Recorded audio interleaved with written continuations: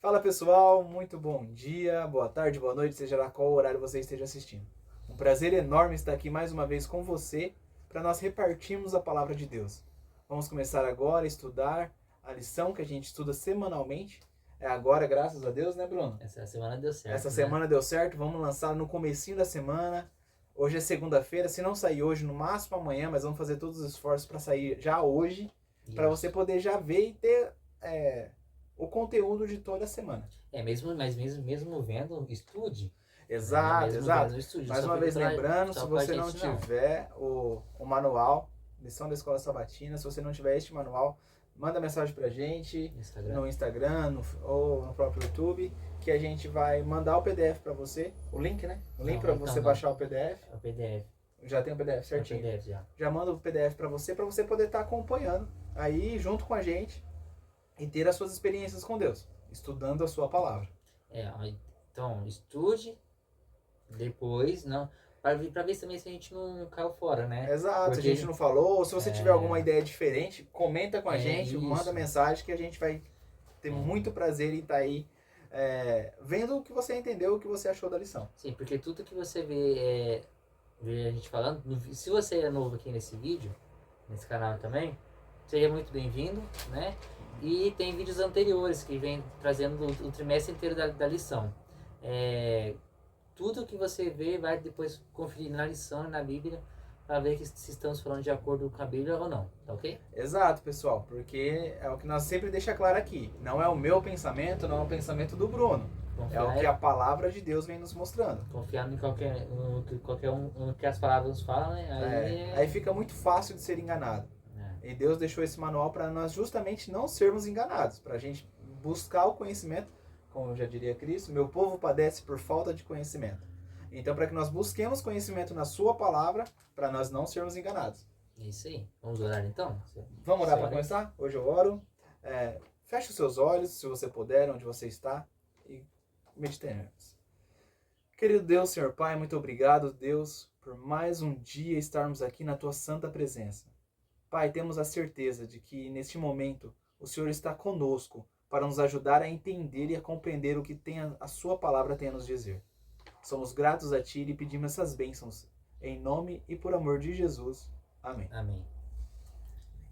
Pessoal, lição 9 já, quase passamos acabando, da metade. Quase acabando. São 13 estudos, né?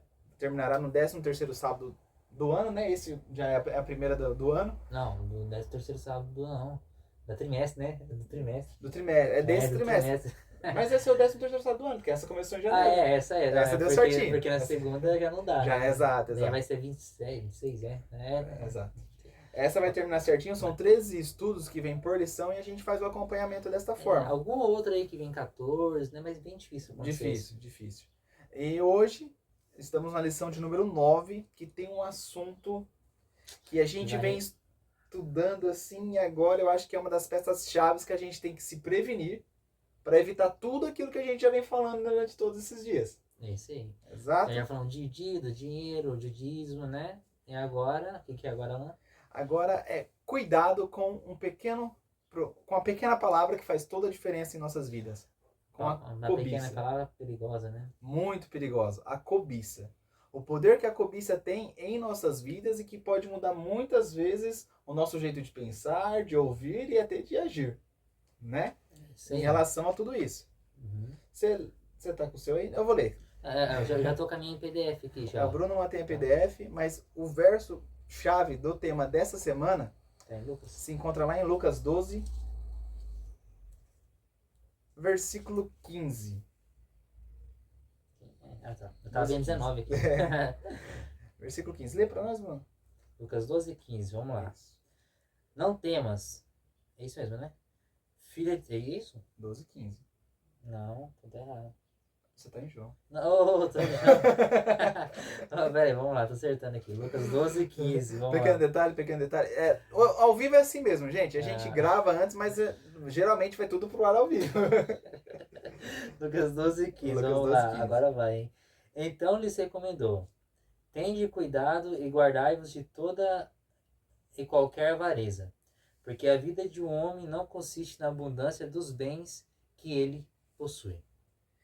Que instrução magnífica e que cuidado que devemos ter, né? Porque, querendo ou não, quando nós... Quem não gosta de um conforto? Quem não gosta de um lazer, de algo que é proporcionado muitas vezes pelos nossos bens, por aquilo que a gente tem? Ainda mais hoje no consumismo que vivemos, né? No consumismo de hoje em dia, que o mundo prega isso, né? Então é muito fácil, é muito prático. Porém, cuidado. Cuidado com a avareza. Temos que ter cuidado com a avareza porque ela é muito o que a gente falou nas demais lições. É aquilo que vai dominar o meu coração. A gente tem que ter cuidado muito em questão a respeito disso.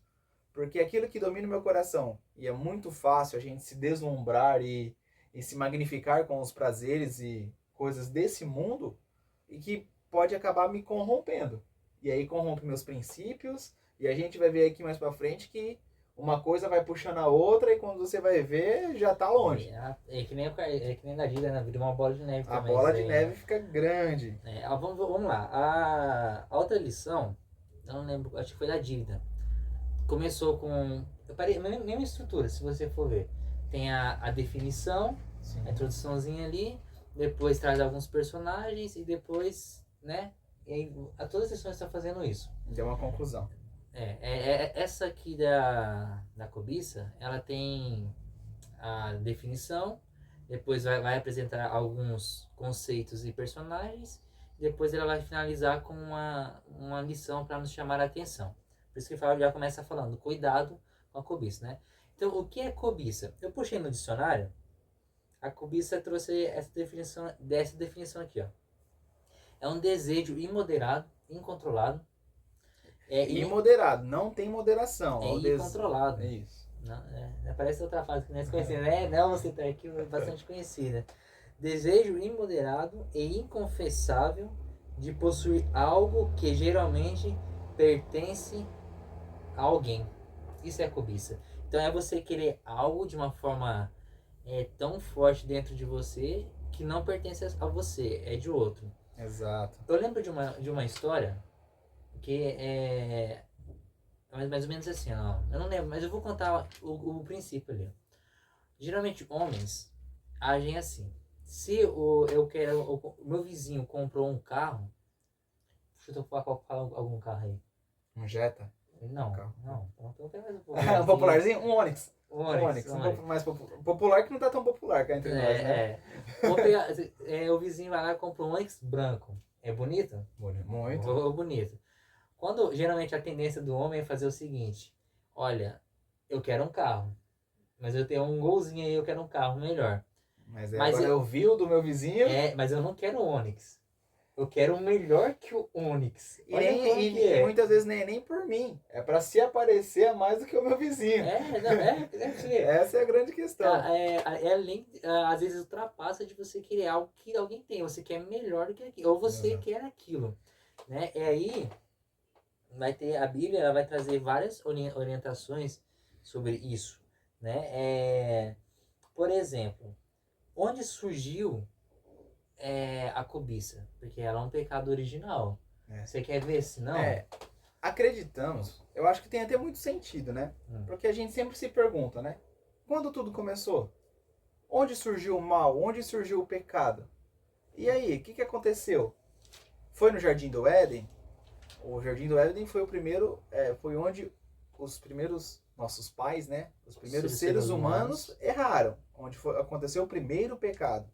Agora, o pecado original, que o Bruno vem nos falando, é aquele pecado que antecede todas as coisas. Muito antes do homem, de Adão e Eva existir.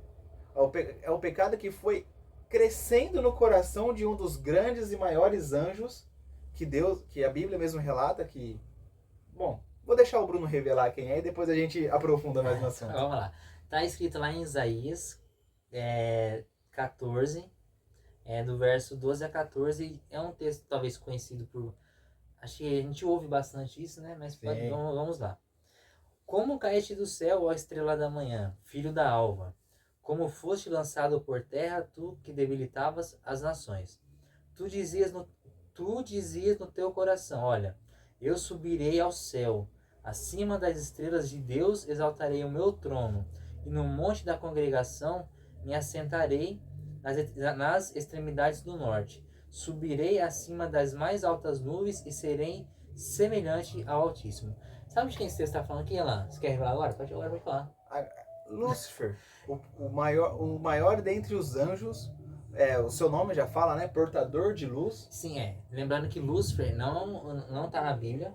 É um nome popular que fala Luciferos, né? Vem do grego, Luciferos, se eu não me engano. Latim, né? Eu não sei. Mas só que na Bíblia é chamado de filho da alva. Filho da alva. Estrela da manhã. Olha as qualificações que eram dadas para a luz, né? O anjo que tinha o domínio sobre regir o coral nos céus. Por isso que a gente fala, né? O poder que a música tem.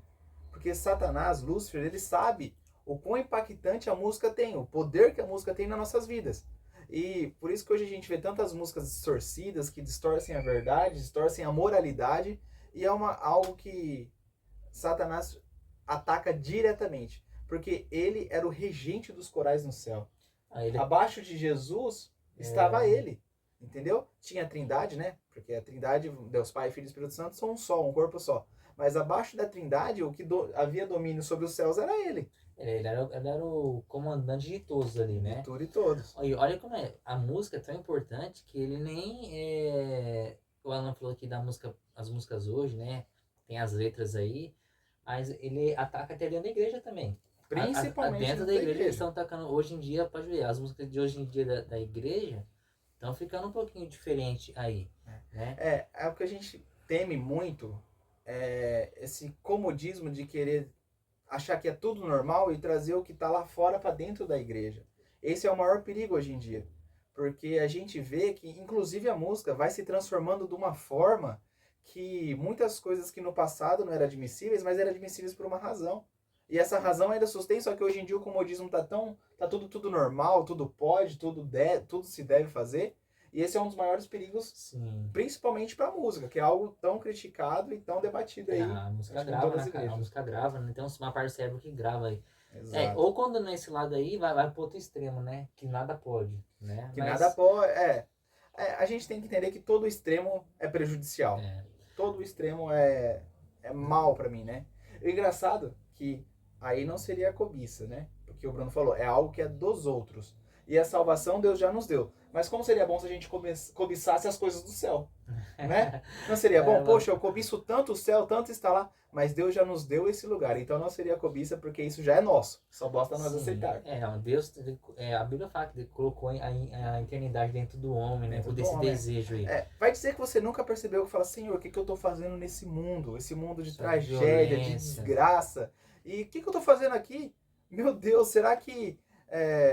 eu realmente nasci para cá? Não. Pode ter certeza que o seu, o meu, o lugar do Bruno não é aqui. Estamos aqui só de passagem. Nosso lugar é com o nosso Deus, é com o nosso Criador, e onde teremos a oportunidade de novamente estar com Ele. Sim, quando nós falamos no vídeo anterior, né, lá de Hebreus 11, todos que estão lá listados, que eles faziam, eles viviam aqui, mas olhando para a terra que eles não tinham chegado ainda. Exato. A Canaã celestial. Vai ser esse mundo transformado. Só que isso é outro tema. Mas olha a cobiça. A cobiça surgiu lá no céu. Só que ela surgiu e junto com ela já trouxe algo a mais. Olha o que ela trouxe. Inveja, orgulho e ciúme. E aí tá o grande perigo, que uma coisa quase nunca vem sozinha. Vai puxando muitas outras mais. E vai amarrando ali de um jeito que às vezes você passa aí só com a ajuda de Deus mesmo. E às vezes Deus ajudando a pessoa não consegue sair. Ainda assim não consegue. Porque nós vamos ver a semana, trouxe histórias de pessoas que caíram, tentaram se levantar, ou talvez não tentaram, não sei. E mesmo assim, o que aconteceu? Caíram de novo. Porque assim, a lição vai falar assim, e a Bíblia também, que a cobiça, ela tá muito atrelada ao orgulho, ao ciúme, à inveja e também à idolatria. E sabe o que é ela? A idolatria para Deus é abominável. Abominável. Nossa, tudo junto. A gente tem que entender que a cobiça é algo tão sério que está listado nos 10 principais mandamentos que Deus deixou para nós. Sim. A gente tem que entender que está lá.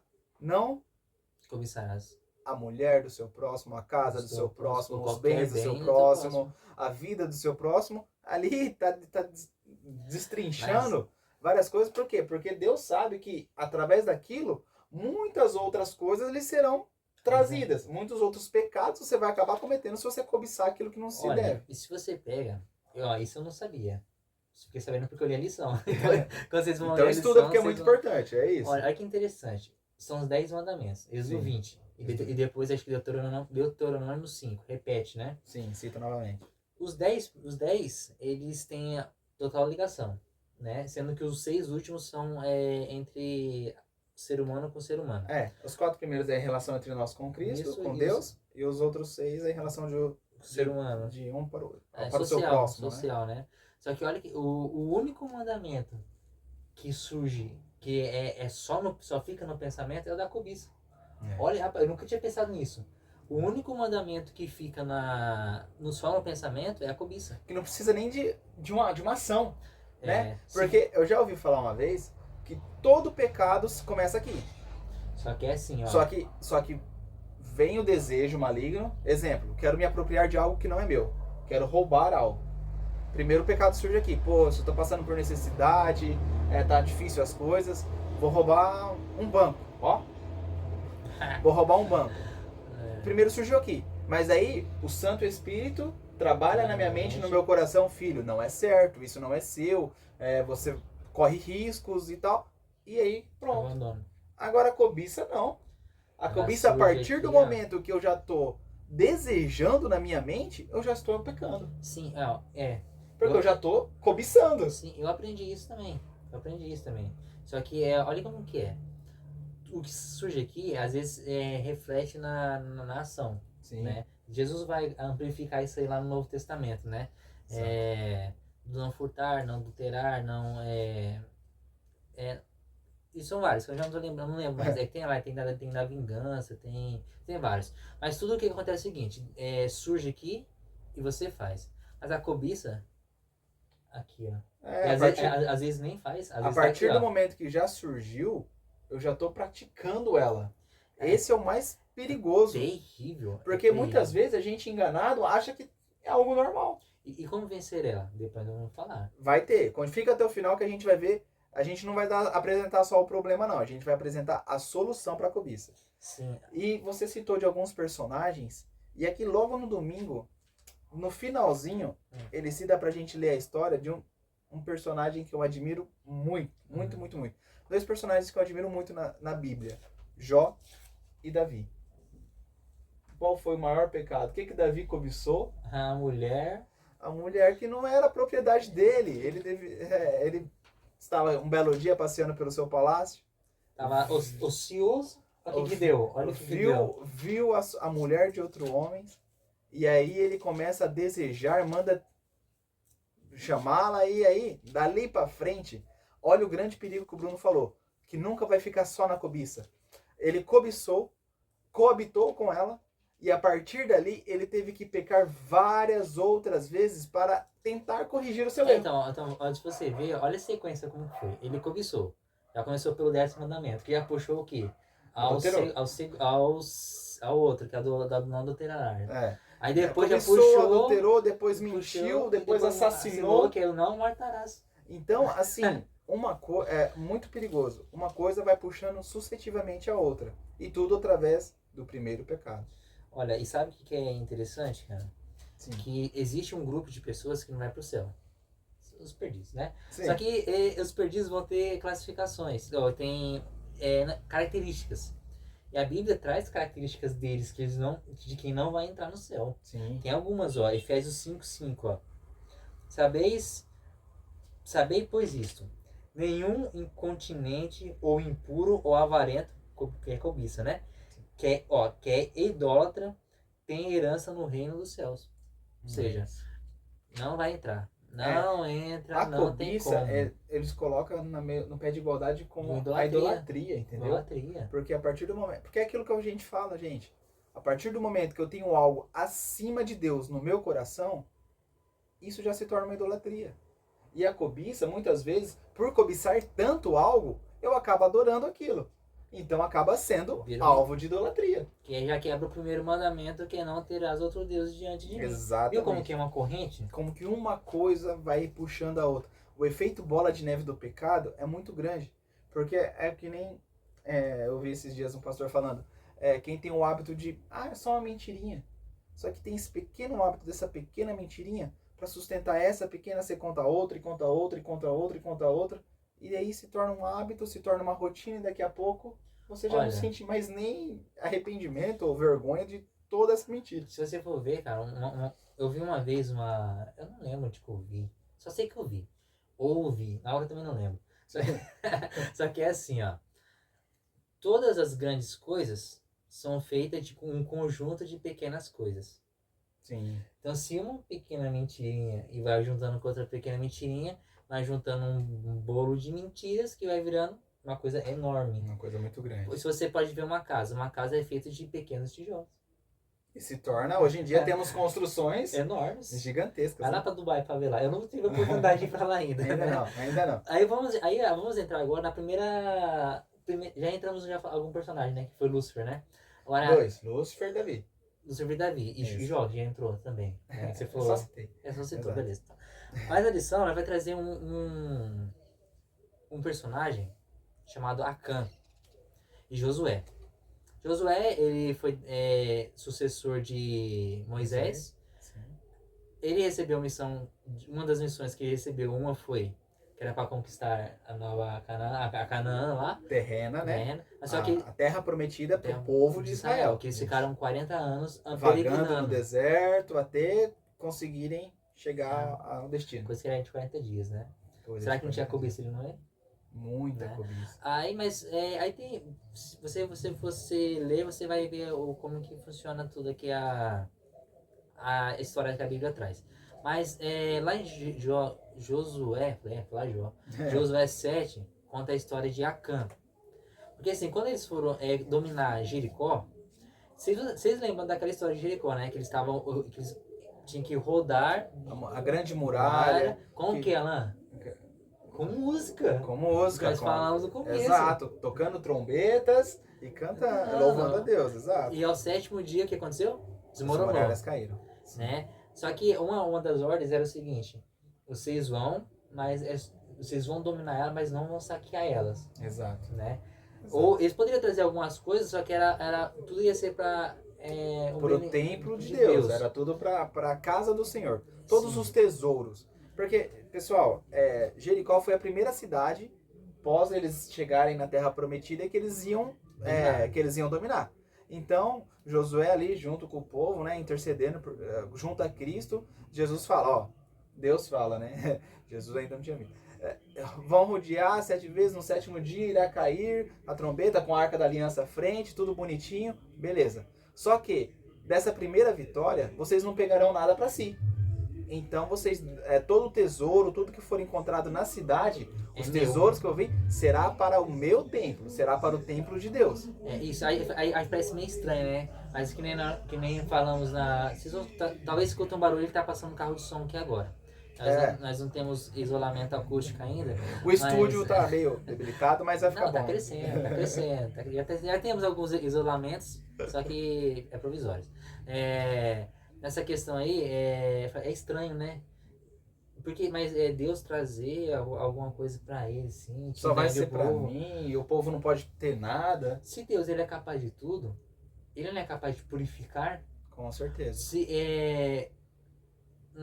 No vídeo passado eu até falei que Gênesis 1, do caos Deus trouxe a organização. Exato. Do que é impuro, que é um povo idólatra.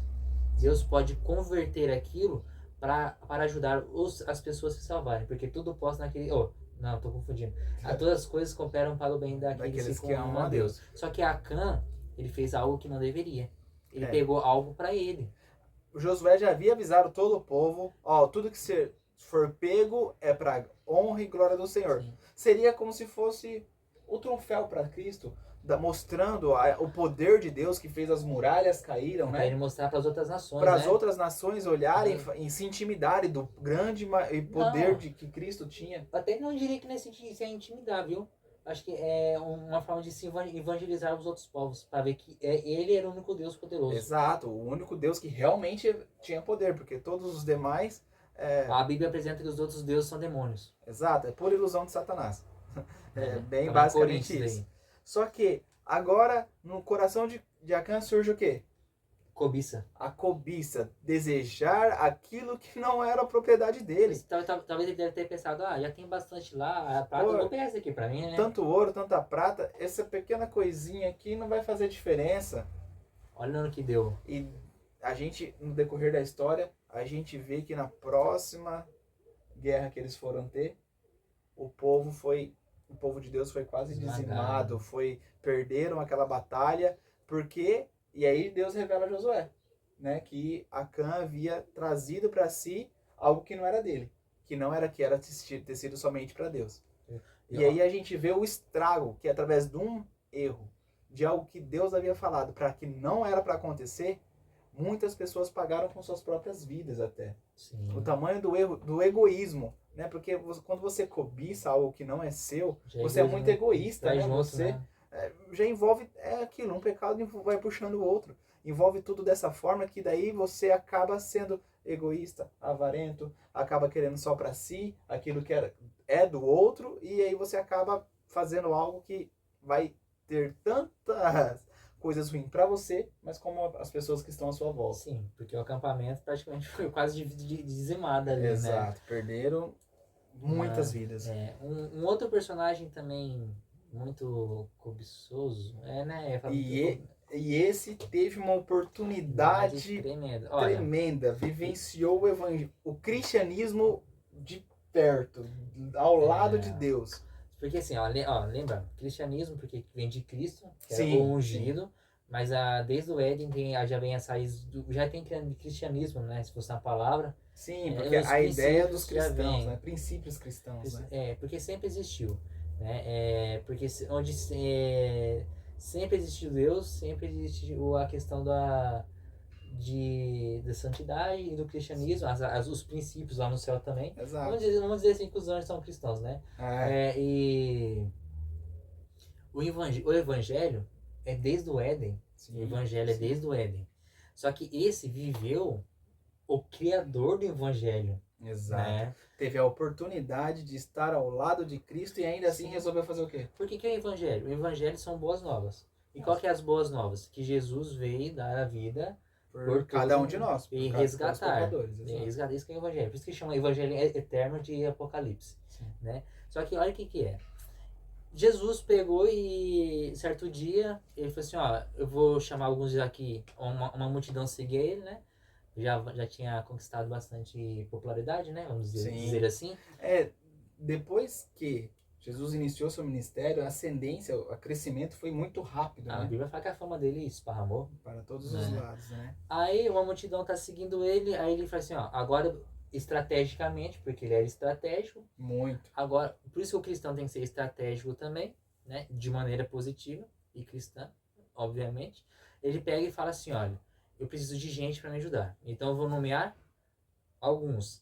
E olha que engraçado. Quando você vai ver o relato de trazer, quando Jesus vai chamando, ele chama quantos, Alan? 12. 11. 11. Ele chama 11. Verdade, inicialmente. Ele chama 11. O 12º, de número que seria, ele faz o quê? Ele se oferece. Faz assim, deixa eu junto aí. Praticamente vai na aba, né? E quem que era esse? Judas Iscariotes. Sim. Ele teve vários momentos de maravilhas com Cristo. Exato. Teve oportunidade de salvação para ele. Cremos muito até que ele amava Cristo. Porém, em seu coração, em sua intimidade, ele não se entregou verdadeiramente para Deus. Olha, eu até acredito assim, que teve momentos que ele ia se entregar, só que tipo, alguma coisa barrava. E alguma coisa barrava ele, sabe? Tem um nome. Tem um nome que a gente tá falando muito. O que é? A cobiça. Tanto é que ele traiu Jesus por 30 moedas. 30, né? 30 moedas de prata. E ainda assim, a lição vem nos trazendo o episódio onde Deus vai para a casa de Lázaro, Maria e Marta, e onde Maria se debruça aos pés de Jesus e unge, né, os pés de Jesus com um perfume caríssimo, que seria mais de 300 moedas comparada. E ainda assim, ela A gente fala muito do Quarteto Arautos do Rei aqui, mas tem um hino Vaso de Alabastro, sim. que é muito lindo, se tiver oportunidade, ouça, e que relata essa história, que onde ela separou todas as suas economias, às vezes vendeu algumas coisas para poder comprar justamente para aquilo, para poder oferecer o melhor para Deus.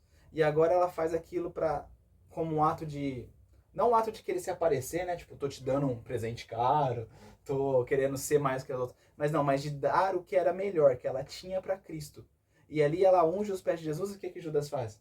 Não faça isso. Venda e dá aos pobres. Porque na época o tesoureiro, vamos falar assim, o tesoureiro ali do grupo, né? do grupo de Jesus era Judas, que acabava usurpando, que acabava, querendo ou não, se adquirindo de muitas coisas que eram para ser doado aos pobres, mas ele acabava roubando, né? Eu vou falar português, claro, para si.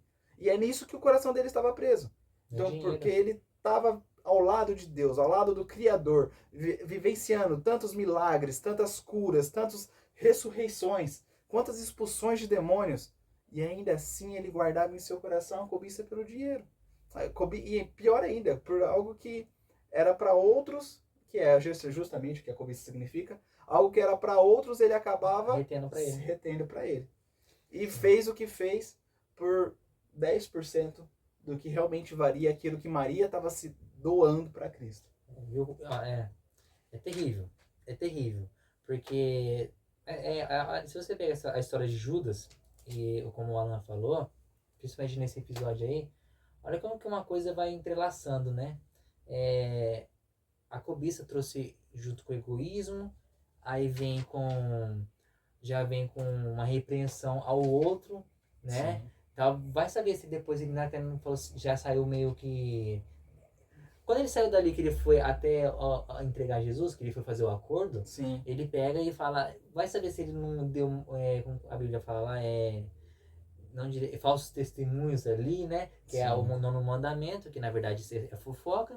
Ele pega e ali já tinha gente querendo matar Jesus. Ele só uniu o agradável. Muitos já não acreditavam, porque Deus na pessoa de Cristo, veio para mudar muitos paradigmas do que os próprios fariseus acreditavam da época, entendeu? Então ele ia contra tudo que os fariseus pregavam, e eles eram os maiorais, os mamemã, que achavam que só eles teriam a salvação. Isso aí, ó. E Deus veio para quebrar vários paradigmas. Nós não vamos ler agora não, mas eu já vou ter para vocês onde está escrito isso aí, ó. No Sermão da Montanha. Jesus começa a realocar as coisas no local, né? Pega aí a partir do Mateus 5 e você vai ver. Então, os fariseus líderes, que nós já falamos também nas outras lições, distorceram muitas coisas para ninguém acreditar em Jesus. Exato. Aí agora tem muita gente acreditando em Jesus. E eles já perseguiam Jesus e ainda assim Jesus não parava, porque o evangelho veio para ser pregado. Teve uma vez que eles queriam matar Jesus, porque Jesus curou um paralítico no sábado. Ao sábado. Aí isso mostra a visão distorcida que eles tinham do próprio evangelho. Porque Jesus ainda cita, se uma ovelha sua cai, que era um bem, né? Principalmente naquela época. Se uma ovelha sua cai num buraco, você não vai retirá-la no dia de sábado? E era lógico que eles faziam isso. Lógico que eles pegavam ali, porque senão a bichinha ia morrer e eles iam acabar tendo prejuízo. Imagina agora se Jesus, com toda a sua divindade, não ia dar a cura ao necessitado. E muitas vezes nem era só a cura física debilitante, mas era a cura espiritual, porque Jesus, além de repreender com amor, ele tinha essa capacidade, ele falava com alento, ele acalentava as pessoas que estavam à sua volta. E isso curava não somente, muitas vezes, as enfermidades físicas, mas o principal, que é o que Deus veio para nos salvar, que era o coração, que era espiritual, a cura espiritual. Que é a salvação eterna. Exato. Né? E quantas vezes Jesus não deve ter cuidado de Judas para isso, né? Para tentar tirar a cobiça do coração dele. Mas não, ele resolveu colocar o quê? O dinheiro acima de todas as coisas. De tudo. E aí a gente começa a ver essa questão de ter grande apego ao dinheiro, que às vezes você faz uma promessa a Deus e acaba tentando deixar ali, revogando, e acaba voltando atrás daquilo que você prometeu. A gente tem a história de um casal que agora isso já após a morte de Cristo, eles estavam presentes ali. Do Pentecostes, né? Depois do grande milagre de Pentecostes, que o Espírito Santo desceu sobre todos como línguas de fogo, fazendo várias pessoas se converterem, fazendo os discípulos falarem em idiomas diferentes, falarem em línguas diferentes, para que todos aqueles que estavam ali entendessem, para que todos se convertessem, se arrependessem de seus erros. Eles ficaram emocionados e algumas pessoas acabavam vendendo suas propriedades porque queriam ajudar de alguma forma, queriam proporcionar que o evangelho fosse adiante junto com os discípulos, né, para ajudar a igreja, para ajudar a manter a igreja, e eram ofertas. Não, nesse momento não estamos citando o dízimo, estamos falando de ofertas que pessoas falam: poxa, eu quero viver do cristianismo, eu quero viver para Cristo, então eu vendo os meus bens, tudo que eu tenho, e vou fazer esse trabalho. E aí você também seria movimentado, seria ajudado por todas as pessoas que estavam contribuindo. E agora esse casal sente esse desejo, só que eu acho que falou da boca para fora. Sim. Porque depois quando realmente... Pessoal, a gente está falando de Ananias e Safira, tá? Esse casal, a Bíblia relata que agora eles venderam realmente os seus bens, só que bateu aquele arrependimento. Só que aí que está o X da questão, irmãos. Eles já haviam prometido a Deus. Sim. Que estariam dando toda a oferta. E nem só essa questão. Porque agora, entre eles resolvem: vendemos por 100? Vamos estabelecer, se é 1.000, não sei. Vamos estabelecer. Vamos falar que vendemos por 60? E vamos guardar 40 para a gente não ficar a ver navios, para a gente não ficar desamparado. Só que aí a gente vê duas coisas, né? Porque daí eles já começaram a mentir. Por quê? Por causa da cobiça no dinheiro. Porque a partir do momento que você prometeu algo para Deus, já não é mais seu. Sim, claro. Eu entendo por isso. Já prometi: Senhor, vou te dar tal coisa. Muitas pessoas, infelizmente, fazem isso. Senhor, se tu me abençoares, a barganha, eu vou te dar tal e tal coisa. E muitas vezes Deus abençoa nem porque a pessoa prometeu, Ele abençoa porque Ele quer nos prosperar. E salvar a pessoa. E aí agora a gente vira as costas para Deus e acaba deixando para trás a nossa promessa que havia feito para Ele. Só que naquela época, irmãos, as coisas eram um pouco mais severas, né? Eram um pouco mais sérias, impactantes. E a partir do momento que Ele prometeu e agora eles mentem, que de 100 tinha vendido por 60 e estavam usurpando 40 para eles, o que aconteceu automaticamente com Ananias? Eu tô falando não é fulminado, é fulminado. Foi fulminado. Fulminado é tal. Foi fulminado imediatamente. Aí aqui tem até uma questão, né? Foi por causa da mentira? Foi por causa que ele revogou com sua promessa? Que ele não cumpriu com o que havia prometido? Irmãos, independente de qual a razão, ele estava errado, porque foi tudo originado em seu coração por devido à cobiça. Olha, cara, eu vejo algumas lições aí. Várias lições. Por mais que tá falando da cobiça aqui, olha que interessante. Falou que ele se ofereceu para vender. Sim. Não era algo que acontece muito hoje em dia, né? Não, Dá a sua casa, dá seu carro, dá a sua cachorra, que daí a gente vai... Sim. Proporcionar tudo em dobro. Se você pega esse relato de Ananias e Safira, está em Atos 5. Atos 5, o livro de Atos está contando os relatos do que os discípulos estavam fazendo após Jesus, os apóstolos, né? Após Jesus ter morrido. Mas o personagem principal de Atos não são os discípulos, os apóstolos. São quem? Não é uma pessoa, é o Espírito Santo. Sim. Ele é o ator... Não é o ator, o foco principal do livro de Atos.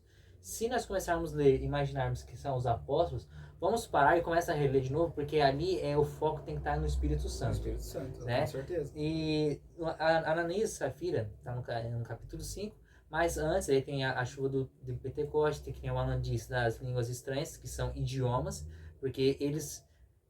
falavam na língua deles e os outros entendiam em outro idioma, né? Sim. Tem também o batismo de vários. Então imagina, a Ananias e Safira vendo aquilo ali, falou: nossa, eles ficaram admirados, né? Um avivamento tão forte ali, né? Derramando ali. Aí, olha o perigo agora. ele pega e talvez por impulso vai e faz alguma coisa. E olha no que deu. Mas aí você fala assim, tá bom, me prova que é o Espírito Santo. Vamos lá. Atos 5. Abra a tua Bíblia aí em Atos 5 e você vai acompanhar nós, ó. Eu vou ler alguns versos, mas eu vou enfatizar alguns pontos aqui. Deixa eu esperar o Alan abrir aqui. Atos 5. Fechou Atos 5? Ó, entretanto, então você já parece que com entretanto tem algo para trás, tá? Certo homem chamado Ananias, com a sua mulher Safira, vendeu uma propriedade. Mas, em acordo com sua mulher, reteve parte do preço e, levando o restante, depositou aos pés dos apóstolos. Então, os dois estavam em acordo. Lembra que nós falamos semana passada? Semana passada, o casal tem que ter a mentalidade parecida para dar certo. E aqui os dois estavam em acordo. Só que aqui, infelizmente, eles estavam em acordo para algo errado. Lado ruim. Não era para coisa boa. Aí no verso 3 diz assim, ó, então, porque eles deixaram lá eles reteram, lembra? De 100, reteram 40 e só levaram 60 para o sacerdote. Então, no verso 3, então disse Pedro. Pro apóstolo, não é sacerdote, não. Isso, apóstolos. Ananias, por que encheu, olha agora, Ananias, por que encheu Satanás teu coração para que mentisses ao Espírito Santo, reservando parte do valor do campo? Verso 4. Conservando porventura não seria teu? E vendido não estaria em teu poder? Como, pois, assentaste no teu coração este desígnio? Ele lá no verso 3 já fala que foi Satanás que encheu. Por onde se originou a cobiça, agora ele coloca no coração do outro, né?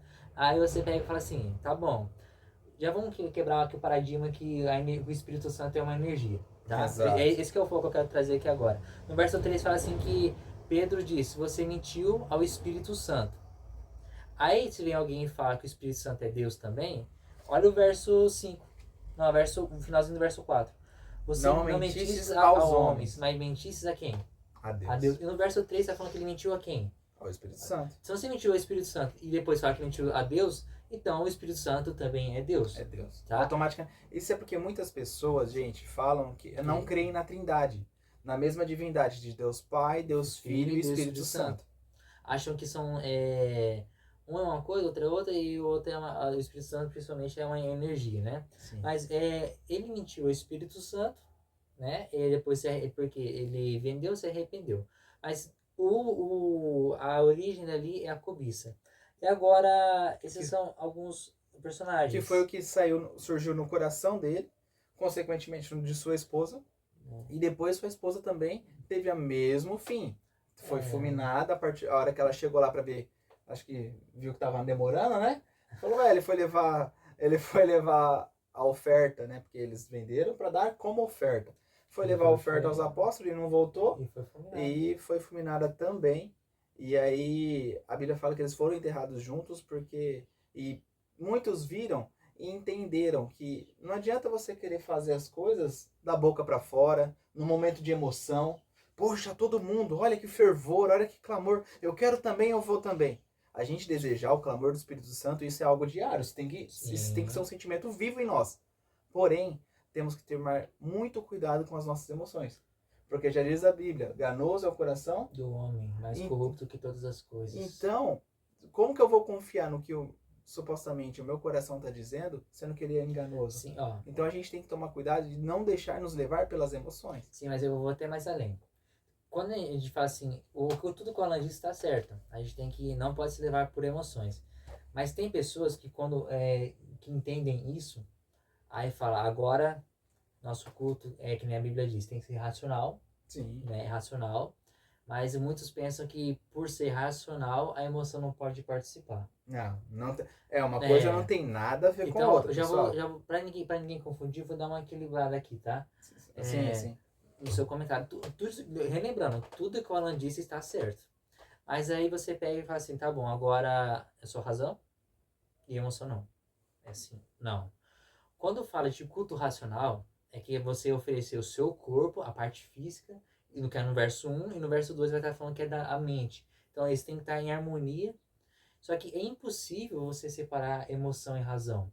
Sim. O que você não pode deixar acontecer é deixar a emoção extrapolar a razão. A emoção tem que estar sob controle. Tudo existe emoção, né? Então, a Ananias e Safira, ele talvez vendo aquela comoção, tudo que estava acontecendo, algo magnífico que nunca tinha visto. Sim, Agora foi algo incrível. eu quero participar disso.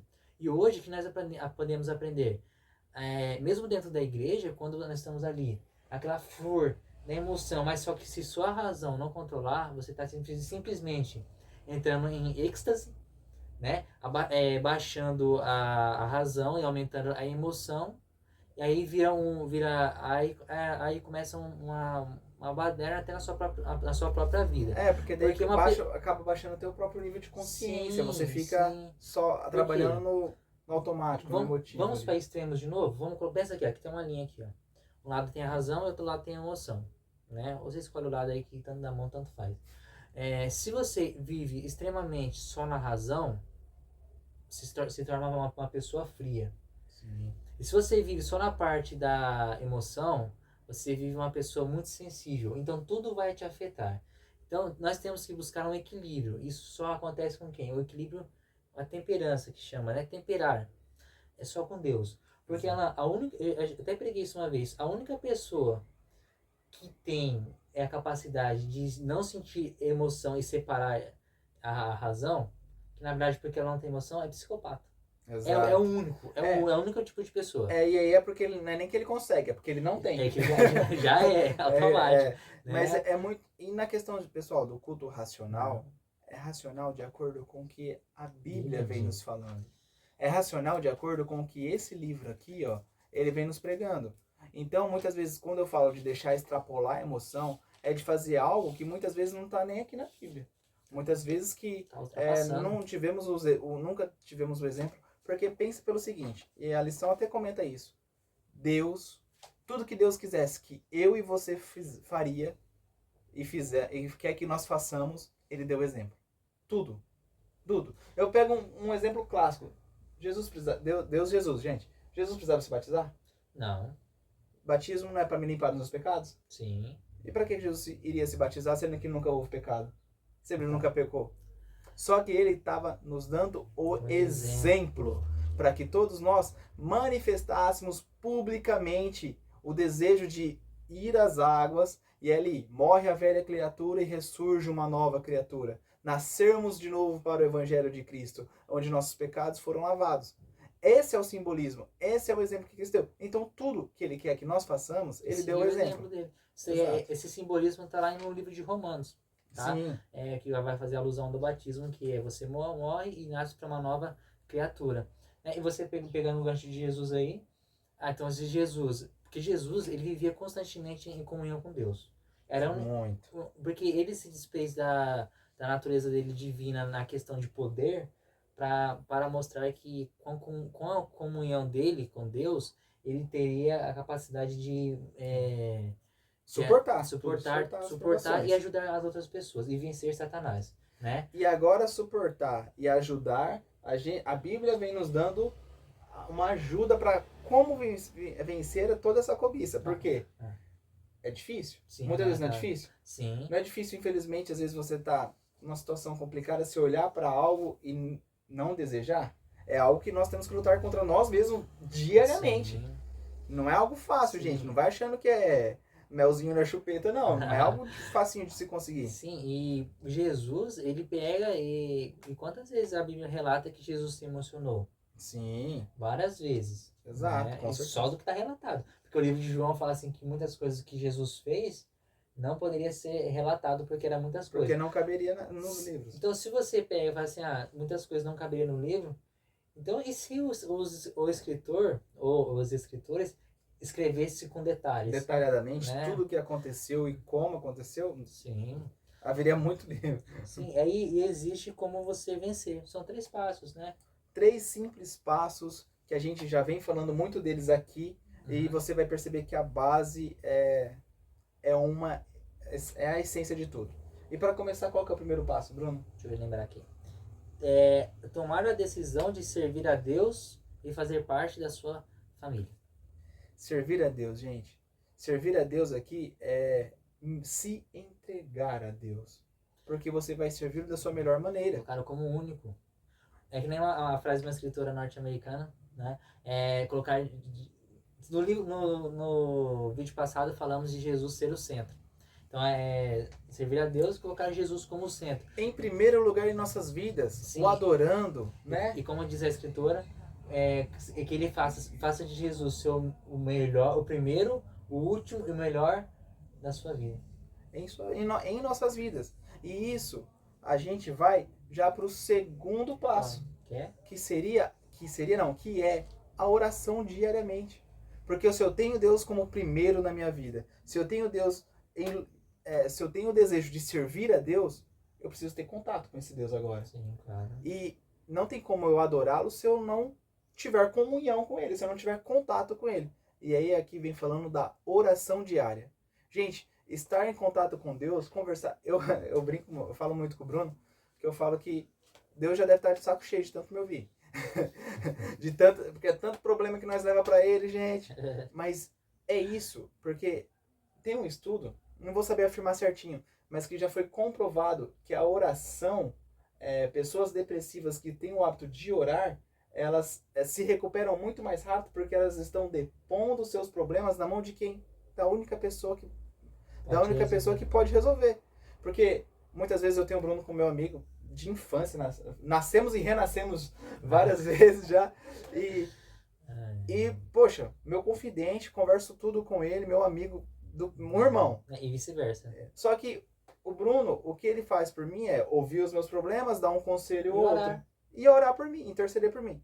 Pra quê? Porque ele não pode fazer mais que isso. Quem pode fazer? Jesus. Somente a Deus, somente Jesus. Então temos que ter esse contato, orar a Cristo, depor a Ele os nossos problemas. É que ele fala, vinde a mim todos que estáis cansados e sobrecarregados. Porque esse mundo não é fácil. E ele vai nos aliviar. E aí chegamos no terceiro passo, que eu já decidi Cristo em primeiro lugar. Tenho meu contato e minha comunhão com Ele. Agora eu vou estudar a sua palavra. Agora eu vou me dedicar tempo. Tem outro hino que fala que a oração é eu falando com Deus. E ao estudar a Bíblia, é Deus falando comigo. Olha que profundo isso. E é mais pura realidade. Porque quando eu oro, eu estou depondo a Deus os meus problemas, as minhas aflições. Mas agora Deus vem trazer para mim a sua resposta. E muitas vezes aqui, lembra que a gente sempre falava que é um manual, que é um guia para a vida? A resposta para nós vai estar aqui.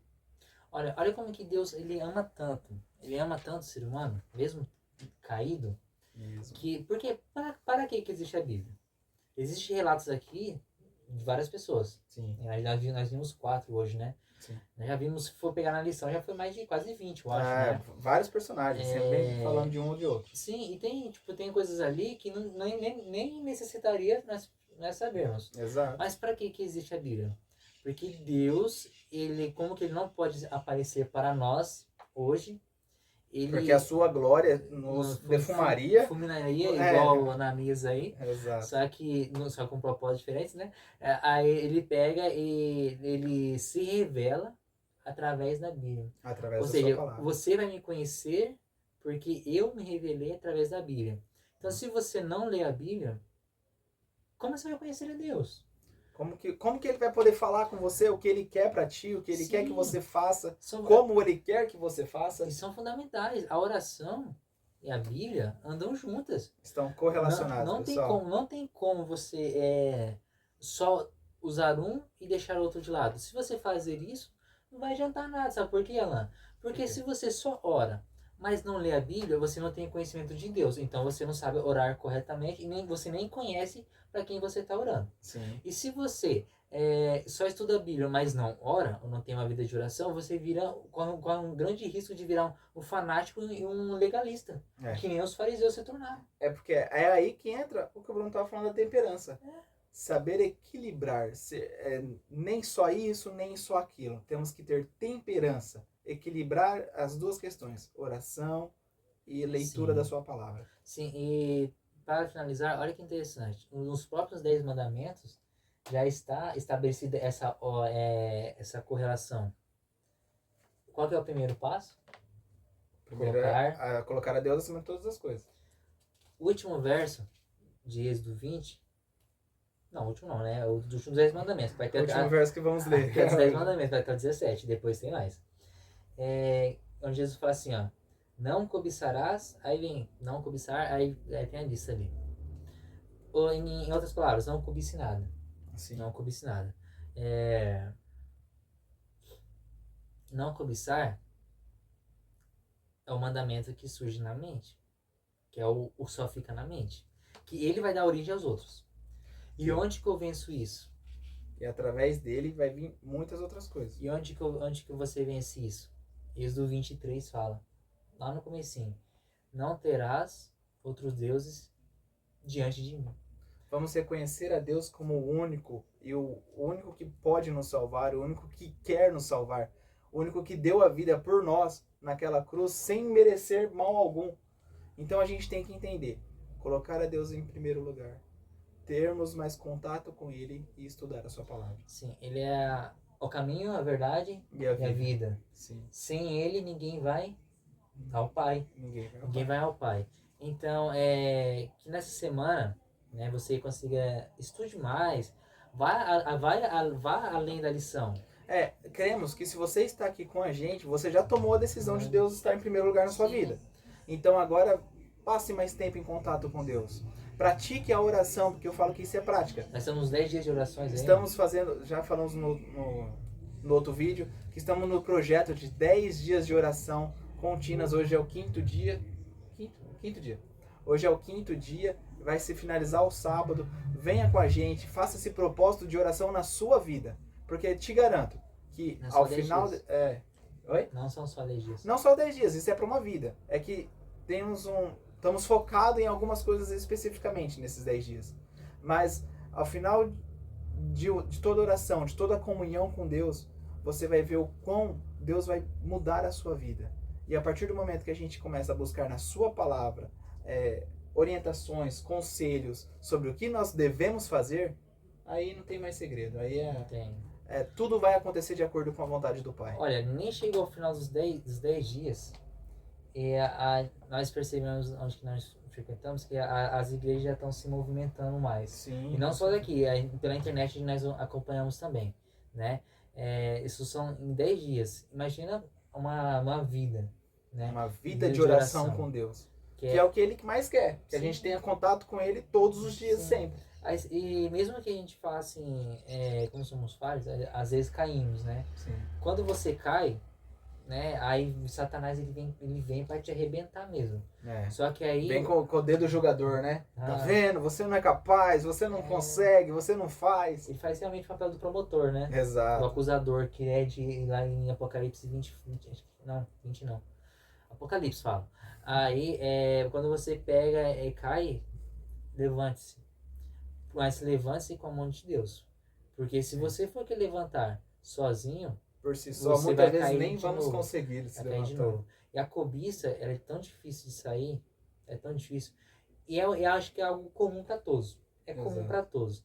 Então, que você, espero que tenha aprendido que a única chave, a única saída é Cristo. Né? Isso é a lição. Falamos um pouquinho mais além do que a lição fala, para ficar o convite para você o seguinte: não fique só na lição.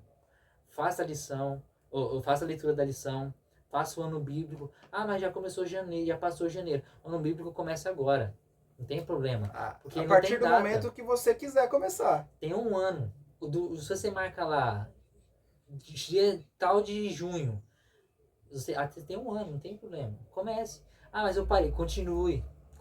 A jornada é incansável, mas ela não é impossível. Jamais. Porque Jesus está com nós até o final. Até o final. Temos essa consciência. Até a consumação dos séculos. Amém. Você ora para nós? Sim, claro. Vamos lá, gente. Convido você, feche os olhos novamente, né? Lembrando, se é de dirigir, não faça isso, né? Senhor, obrigado por esse estudo que o Senhor nos dá. Amém, Senhor. Nos dá essa oportunidade de estudar a lição, esses temas maravilhosos que estão sendo tratados nesse trimestre. Que o Senhor possa abençoar a nossa vida, a nossa mente, mas não só a minha e do Alan, mas de todos que estão aqui vendo, ouvindo e também compartilhando, Pai. Que o Senhor possa abençoar a vida de cada um, que o Senhor esteja presente, em nada deixando faltar e dando forças para trabalhar também. Que o Senhor possa nos encher do Teu Espírito, que possamos ter encontros diários com o Senhor e que possamos ser representantes seus, mas além disso, ser amigos do Senhor. Amém. Que o Senhor esteja conosco, te pedimos que nos dê uma bênção cada vez mais especial, assim como está sendo toda semana, em nome de Jesus, Pai. Amém. Amém. Pessoal, muito obrigado por mais uma vez estar aqui conosco. Passamos um pouquinho do horário, mas isso já se tornou rotina. Com o tempo vocês vão acostumar, vocês vão ver que é normal. Fiquem com Deus, um forte abraço. Esperamos vocês aqui semana que vem, no comecinho da semana. Agora é da semana que vem mesmo. Todo no comecinho da semana, gente. Um beijão, fica com Deus. Tchau, tchau.